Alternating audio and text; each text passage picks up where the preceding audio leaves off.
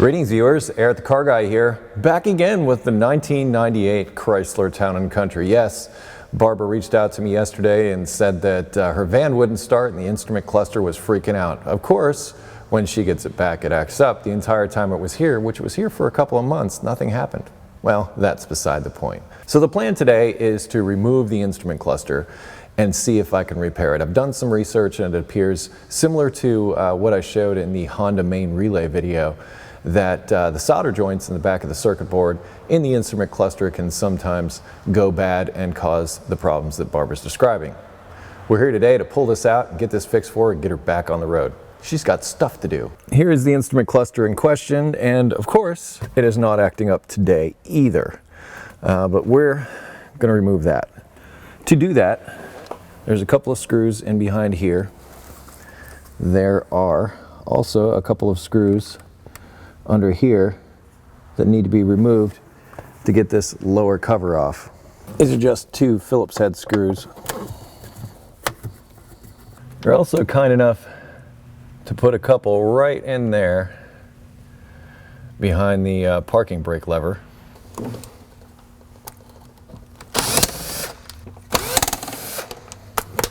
Another screw over here on the side. So far, these are all the same length. Let's see if this lower cover will come out now.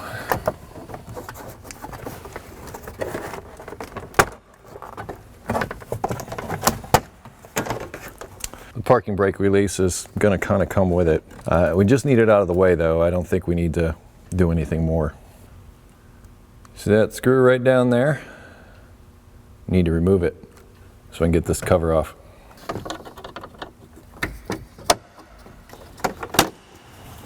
This exposes two more screws that need to come out.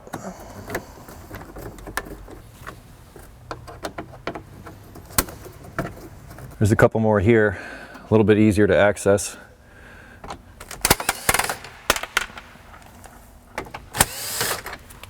More screws. Now I'm going to pull some of the stuff out of here. To do that, I'm going to have to move the gear lever. Weird that this doesn't have any kind of shift interlock, like normally you have to put your foot on the brake to move the shift lever. Not seeing that here. That allows this to move down far enough for me to get this piece going.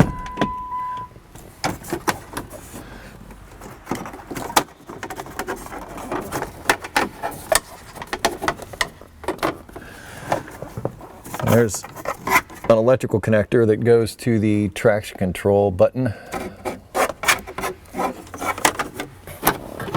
Looks like the connector is down underneath. Stop yelling at me. It's funny, whenever I touch the harness that I believe goes to the ignition switch is when that chiming starts. Just pulling on this. Makes me wonder if there's a bad connection somewhere else.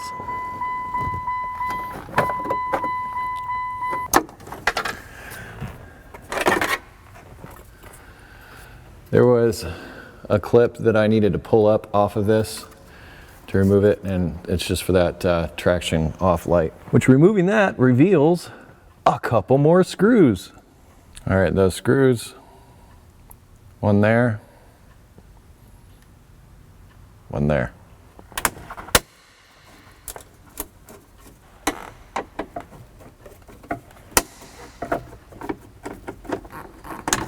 I'm hoping that's all the screws. Crossing my fingers that all the screws have been removed. I'm going to slowly pry this out. There's going to be some electrical connections to deal with behind this. May have to get some kind of pocket screwdriver or something to get to those, but otherwise, I think we're free for the most part.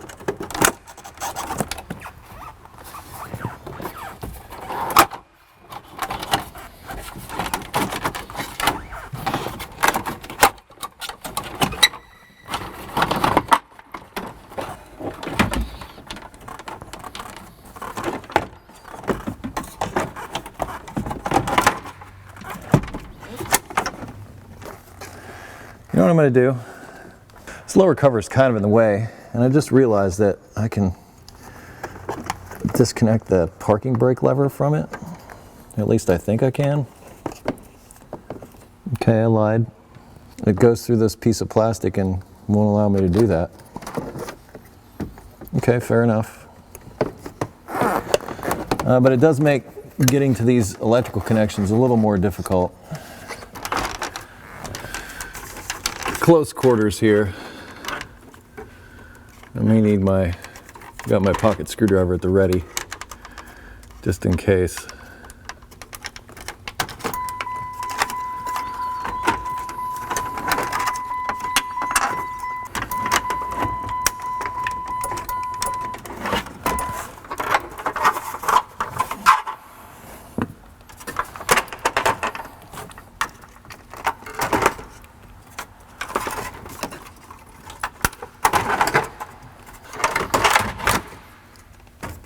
Yay! Looks like another 4 screws gets it.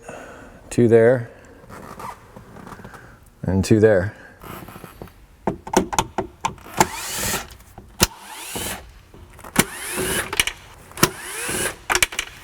Once again, these all look like the same size screws.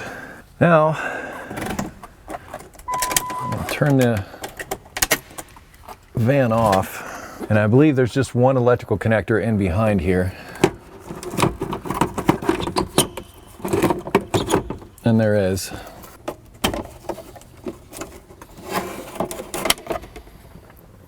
I'll show you what I was doing. There's a tab here you push back up. You push up on like this and you can pull the connector out. Let's take this over to the bench, see if we can't get it fixed. I've laid a fender cover down here to prevent scratching the surface. That's fun. You can just watch the gauges move. All right, our concern is back here. I'm going to take this cardboard cover off.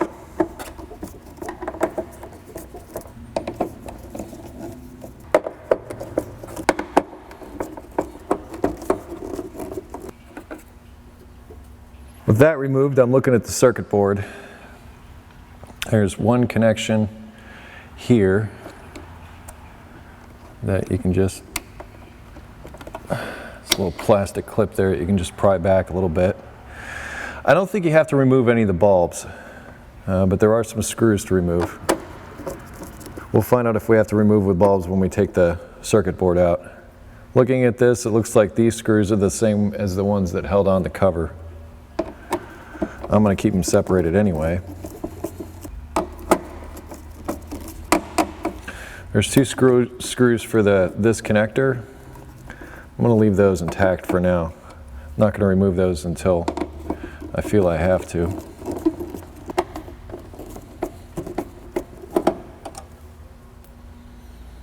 I think that's all the screws. Well, maybe we do have to remove some bulbs.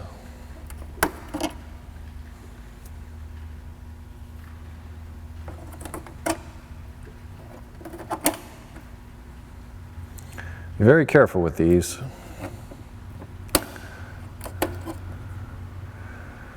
Because sometimes the slightest movement on them can damage them.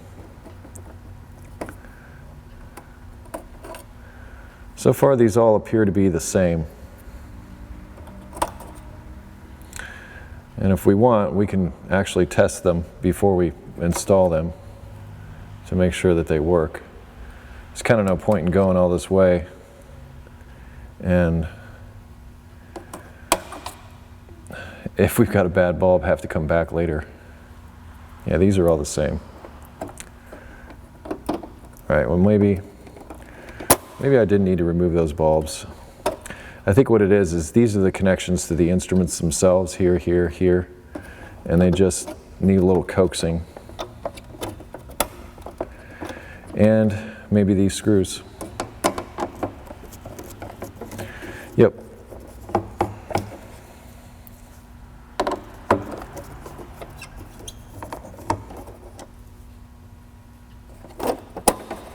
Yeah, that's all that was. And I did not have to remove the bulbs, so you don't have to remove the bulbs, just make sure you get those 2 screws there. Now my research said the issue was most likely in here with these solder joints. I don't see a darn thing wrong with any of them. I'll give you a closer look.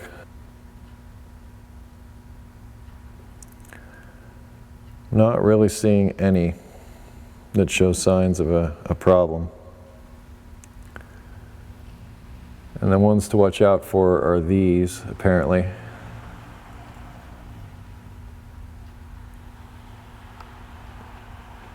I'm going to bust out my magnifying glass and double check.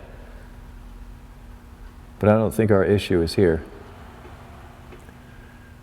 But the fact that when I was moving the ignition switch around, I kept hearing the chime and everything change, that might be a more likely culprit. She'd also mentioned early on that she had difficulty getting the key in and out. Well, that hasn't happened since I lubricated it, but there could be a problem with the ignition switch itself.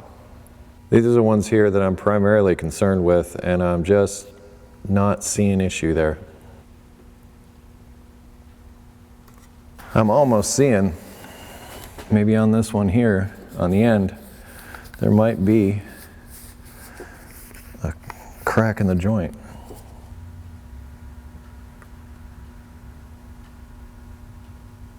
It's really difficult to see, but I almost think this one in the end might be a problem. Since I've gone this far, I'm going to try soldering it anyway.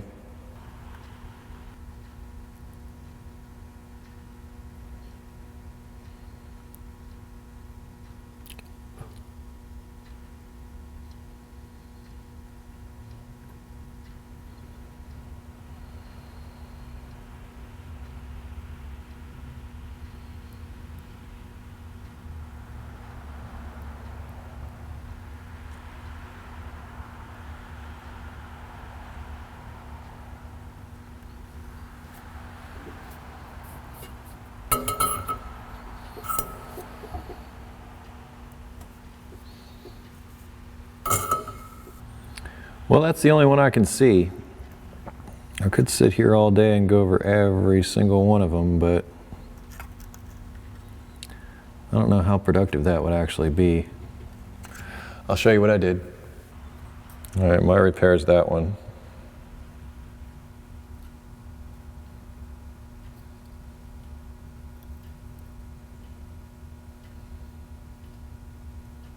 I'm going to put this back together and get it back in the van.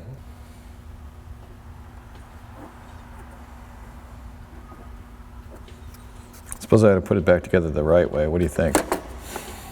I think I should.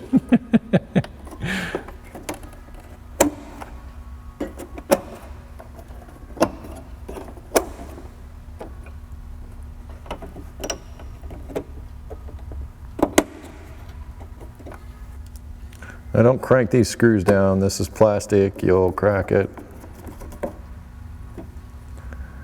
Just make them snug. Should be fine.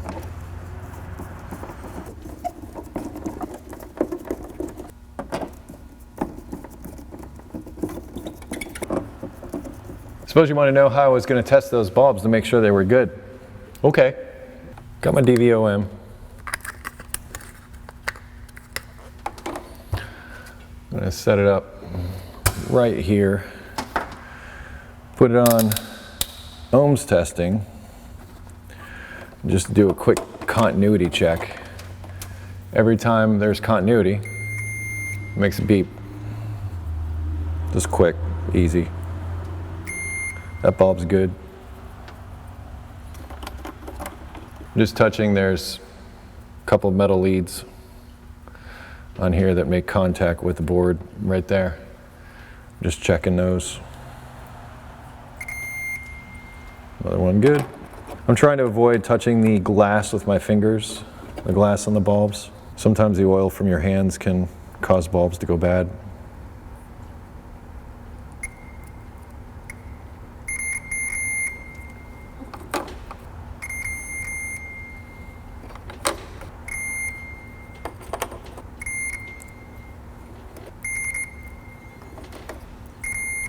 The resistance value isn't important so much as there's continuity with these bulbs, because bulbs are designed to have resistance.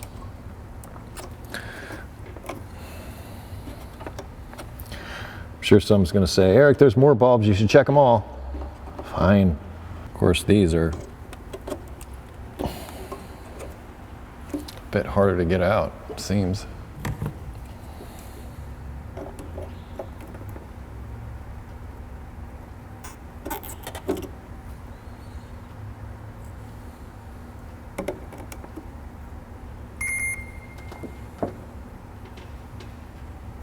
These seem to be kind of spring-loaded, so you have to sort of push on them.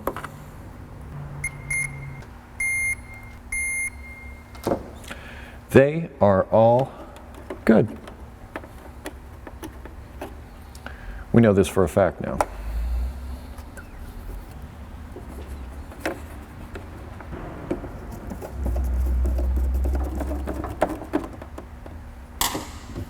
Time to go back in the van. I'm going to put this back together.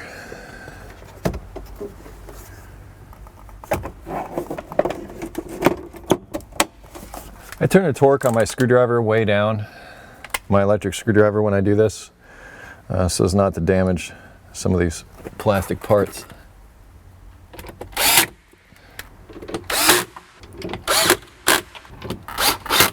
And then I'll check it to make sure all is well before I fully commit.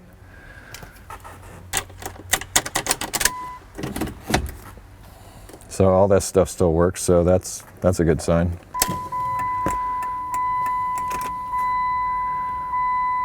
So all that still looks good. See, I think the real issue here with the no starting probably has more to do with this ignition switch than anything. Because when I play with the harness in the back here, I'm just moving the harness. And this is the harness that goes to the ignition switch. It works and it doesn't. I'm going to say if she continues to have an issue, we're going to replace the ignition switch. For now, let's get it back together.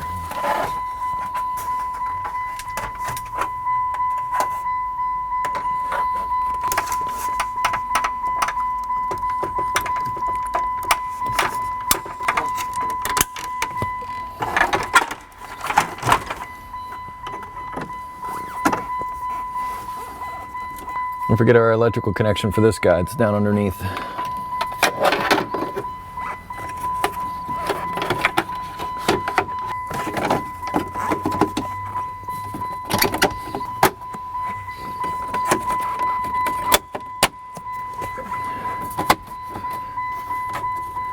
couple of pegs that those have to fit down into. Now it's just a bunch of screws.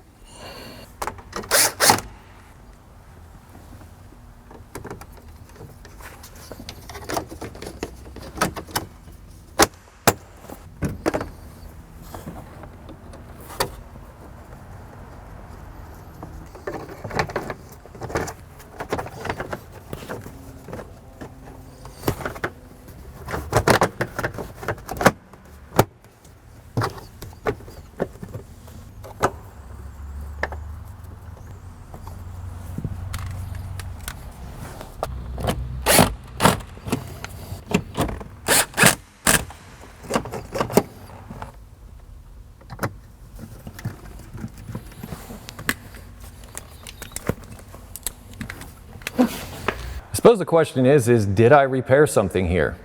Hard to say. This is what I don't like about intermittent electrical problems, and this is why I didn't pursue this earlier. I like to have verification of the problem, therefore I can verify my repair when I'm done.